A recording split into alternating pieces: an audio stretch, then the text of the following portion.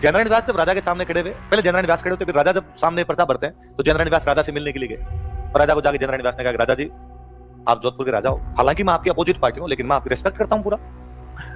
तो मेरा ये सुझाव है आपको कि आपको जोधपुर से चुनाव नहीं लड़ना चाहिए। राजा ने कहा, क्यों भाई, मैं तो जोधपुर का राजा हूं, मेरी जनता तो यही है, यहीं से चुनाव लड़ूंगा, इतने साल तक ये जनता मेरे को टैक्स देती थी, मैं इनकी रक्षा करता था, अब ये जनता मुझे वोट देगी, मैं इनके मामले उठाऊंगा, क्या दिक्कत है?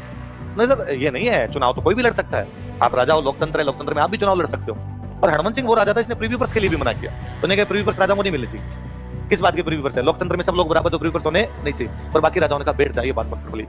तो प्रीव्यू पर्स तो मिल रहे थे इन सबको, पर हरमन सिंह ने कहा भाई हम लोकतंत्र के अंदर चुनाव लड़ेंगे, और व्यास जी मैं चुनाव लड़ूंगा जोधपुर से, और मैं कहां जाके, मैं को झालावाड़ से तो नहीं लड़ूंगा, यहीं से लड़ूंगा मैं। व्यास जी ने कहा सर समझे नहीं आप, दिक्कत यह है कि आप मेरे सामने मत लड़ो, जोधपुर की किसी और सीट से लड़ लो, आप फलोदी से लड़ लो, और कहीं आगे से दूसरी सीट से लड़ लो, क्यों आपके सामने क्यों ना लड़ू, हार जाओ। और यदि राजा हार जाएगा तो ये बेइज्जती है ना कि जब राजा जी चुनाव लड़े हार गए।